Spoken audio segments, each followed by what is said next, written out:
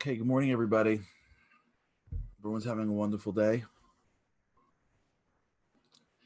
Today is a special day. It's a fast day. Those that are observing. It is the beginning of a period of time called the 3 weeks, which is a time in which you remember the destruction of the temple. We try to position ourselves in a way that is a little more introspective, to yearn for more. This period of time is very much connected to yearning for a greater life. We're talking a lot about this idea of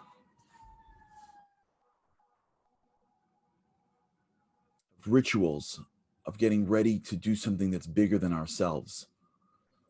And along the way, there is an emotion around it. There's an emotion around change.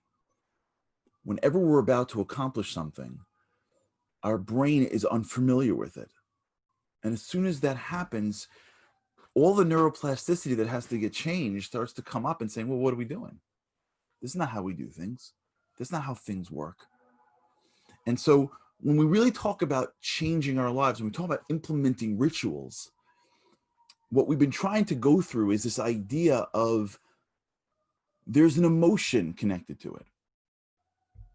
I got a question during the week about hitting a wall. Hitting a wall isn't necessarily a physical activity. I remember one time running a very long race. I ran a marathon once. And I remember they tell you you're going to hit the wall. And it was, I think I was supposed to hit the wall. I think marathon's 26.2. I was expecting to hit the wall at like 23. I think I hit the wall at like 21. Like I remember it being like, crossing crossing into the city, and there's like 5 miles left, and thinking like, I got nothing left. Like nothing. It was insane. I was like scanning the crowd to see if anyone had like bananas or something that I could consume, because I was out. Everything I brought with me was finished. I was out. Was I really out, or was I not out? If you would go into my brain, it would be like, you would see like, it'd be like a code red. There'd be like little firefighters going down the poles. It'd be like a disaster. But I had 5 miles left, and I wasn't giving up, especially because in 2 miles I'll see my family who've been waiting there for like 3 hours to see me for like 10 seconds. And they came all the way from Long Island on a train to wait on a block for like 4 hours. You think I was going to like roll into that like walking? So almost my family, almost my family, almost my family, almost my family. It's almost over. It's almost over. It's almost over. When we hit a wall in life, are we actually hitting the wall? Or what we're hitting is this mental protection we have of ourselves. Like I said, today's a fast day. The fast is over on sundown, or nightfall. That's like at 9:15. It's 100 degrees outside. If I would ask anybody just to like stop eating for like 13, 15 hours, you can't do that. Can you? Can't you? This is where we're at. And so when we approach life with this perspective of I don't know, and that's okay, we open up the door of possibility. But here's the next piece along this line. When we realize that we don't know who we are, and the only way to know who we are is through going through things we haven't done before, that then means that the only way in which we bring out who we are is through things that are unknown and usually challenging. The challenges that we face in our lives aren't the detours of who we can be. They are the pathways of who we can be.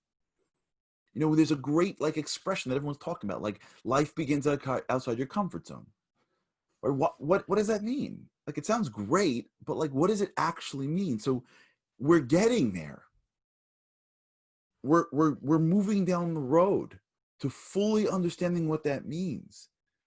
In that If I am not out of my comfort zone on a consistent basis, then I am unsure as to what the extent that I can do, because I don't know what I can do.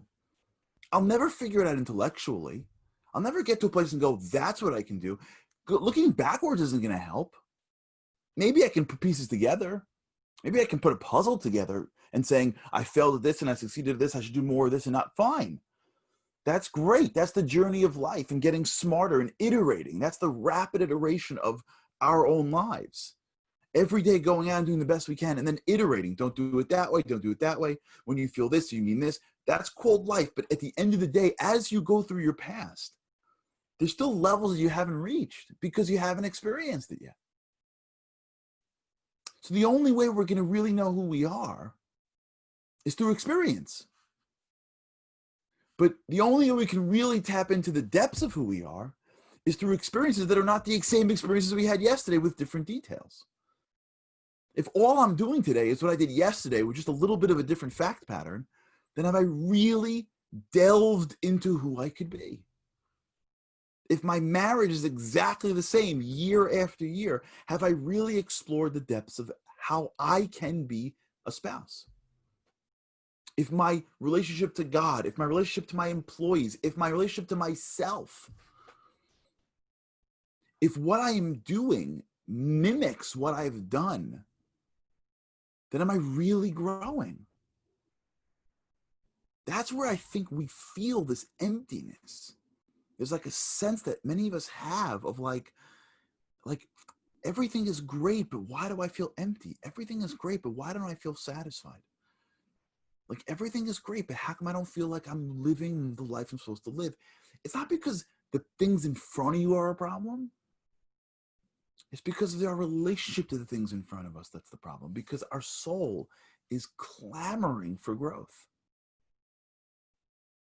Can you imagine sitting in a brand new Ferrari and or some custom built sports car, and the man who builds it or the woman who builds it gives it to you as a gift,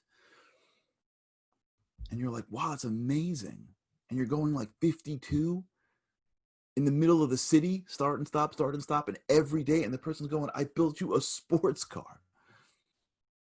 Can you imagine sitting in an F-16 and all we're doing is driving 30 miles down the runway? The creator of this, it seems like, are you crazy? You know what this thing could do? This baby can fly. There's this sense that we have that we can fly. There's this sense that we walk around with, that we can live a certain life. We can feel fulfilled at a deep level. And the world around us usually is trying to keep us comfortable. Most of what we're seeing every day are just new ways to feel comfortable. That's the products that are being sold. That's the life that we're being sold, is even when we talk about our dreams. I want to work for what? Because I want to be comfortable. We say those words. I want my kids to be comfortable. When we offer people a higher upgrade in a plane, all we're giving them is just a little bit more comfort. So much of what we're hearing is this drive to comfort. So much of what we are reacting to, so much of what the neuroplastic brain that we have is things that make us uncomfortable. We hate conversations where we're uncomfortable. We hate doing things to our body that are uncomfortable. We hate making decisions that are uncomfortable. I don't want to call that person and ask for that thing. Why? Because I'm going to be uncomfortable. So much of what we have conditioned ourselves to think is success is really just comfort. And when we buy it, and we all do, because that's how we live our lives, when we buy into that, what we're doing is going on this merry-go-round where life is good, but we sense that it can be great, and we don't know where the disconnect is. We don't know what's wrong because we're trained to look at the surface of everything and say, well, if I don't feel good with this person or with this job or with this thing, it must be a problem in them. because I'm fine. What's wrong with me? I'm not feeling it. They're not delivering for it. I've got a child that recently lost an electronic that he loves, and he's looking for it. And at some point, like, he turns up and he's like mad at God. I'm like, why are you mad at God for? He's like, he made me lose it. I'm like, really? No, what am I going to do? It's a complicated area. I'm like, you're upset at God for not finding your DS. And I realized that at some point he was so upset with himself that he needed to project the frustration on something else. And there was nobody in the family to blame. So you know the greatest person to blame is God. When a bunch of people are doing bad things with the free will that God gave them, you know what we can do? Let's just blame God for not stepping up and zapping them before they were going to do something bad. God's an easy one because he'll take it on the chin for us. But it's a projection. It's a projection of this inability to recognize that we're not done yet. And we've got a long way to go, and not from a place of being a defeatist. Not from a place of feeling bad for ourselves, but from a place of recognizing that the only path that I have to finding the real me, so to speak, is when I challenge myself. Greatness is the product of deliberate discomfort. When I'm constantly putting myself in positions of being uncomfortable. Hold on, can't just. Can't. Yeah, I'll have. We're going on a scavenger hunt for this kid's DS. So we'll look for your mask, Ken. This idea that I need to be constantly this uncomfortable is so antithetical to what we feel. Yeah, we get it mentally. We love saying that line. Every 2 days on some meme, someone posts that somewhere with a great picture of like a cliff of some incredible scene that we may or may not ever see. But do we feel it here? Do we wake up in the morning and go, how can I place myself in a position of being uncomfortable today? So what happens to us is that because we don't do what's called micro discomfort, we're not putting ourselves in micro bits of discomfort on a regular basis. We find ourselves unsatisfied with the things that we have, unsatisfied with the rituals that we've put in our lives, reinforcing bad habits for years so that only make it harder to break. Creating mediocrity in our relationships, in our careers, which only make it harder than make up for. And then we assume that we need some like macro big change, when all change really is micro. Because all change is neuroplastic, and all neuroplasticity is micro. There are moments of highs and lows. There are moments of peak experiences, and there are moments of huge lows, of course. But life is not constantly peaks and valleys. Life is the slow, consistent growth of getting better every single day. And the way we do that is through rituals, and the emotion that comes to block us. The wall that we hit is not usually a physical wall. We can run the extra 3 or 4 miles. We can go longer without eating for a few hours. We can say the words we're about. It's this mental fence that we've placed around ourselves that is constantly there to protect ourselves. We have built an internal mechanism to enable us to always be comfortable. Now, there's some survival in that, because if you're comfortable, you're not pushing yourself. It helps us survive. Always being comfortable helps us survive, and survival is our default. Remember, greatness is the override system. So comfort is definitely part of our survival. But that's where the breach in the wall has to be. We have to recognize that when we tell ourselves that we can't, when we start to change the language to why can't I, we have to realize that what's going to come down the path, what we're up against, is an internal defense mechanism that we've put into our systems, that the culture around us is feeding us. There's nothing wrong with it. I'm not blaming society. I'm just stating what I believe it gives us. It gives us a lot of good things. One of the things that it gives us is this pursuit of comfort. And unless we're aware of it, and unless we can't call it out, we can't get past it. When we hit a wall, we need to understand that the wall that we're most always hitting, of course, you have to be safe, you have to be normal. I'm not saying you just like put on a cape and jump off a building. The wall that me and you feel like we're hitting, I'm too tired, I can't do it, it's too hard, I'm exhausted, they're never going to believe me, they're not going to like it, all that stuff. If we don't call it out for what it is, we can't get past it. If it still stays in the domain of them, it's not our problem. But once we put it into the domain of, it's not about what they react to. It's not whether or not they like us. It's on me. It's whether or not I'm willing to push it.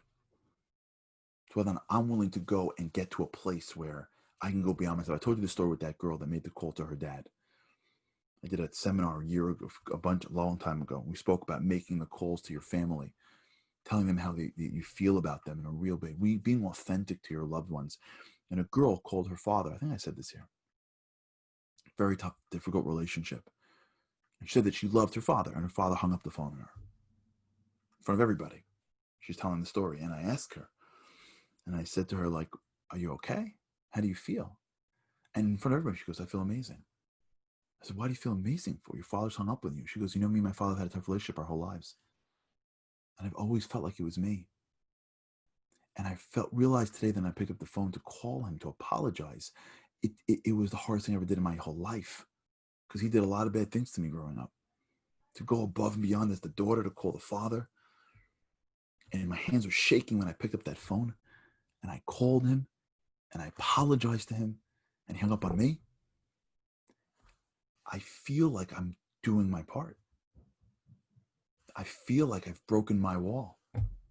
Regardless of what the response is, I want a relationship with my dad. But my job, my part, are we doing our parts?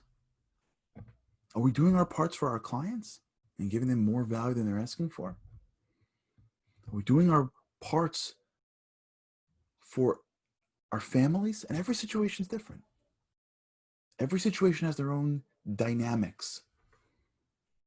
But part of what we have to ask ourselves as we build these rituals, and as the rituals hit walls, as we hit the wall in our ritual, as it gets too hard, we have to ask ourselves, I can't, or I'm just so used to being comfortable in this area that it's not just what to do that I have to work on. It's the powering through that I can do it even when it gets hard. Because the mechanism around me that I've built is the mechanism of comfort. And greatness requires discomfort. Just understanding where the comfort traps are in our brains and being able to go after them can free us of so much potential that we have. We're going to continue this. Tomorrow we have a Q&A. So get your questions in as you like. And tomorrow we're going to address, just send them to me at charlie@charlieharr.com, and we'll do questions tomorrow. For those that are out there fasting today, you should have an easy fast. This is, as Rochelle said, this is laziness. Excellent. That's exactly right. Have an incredible day. Think about this today. When you hit a wall today, wherever you are, when you hit a wall, ask yourself, is it really a wall? Or is it just my comfort that I'm hitting?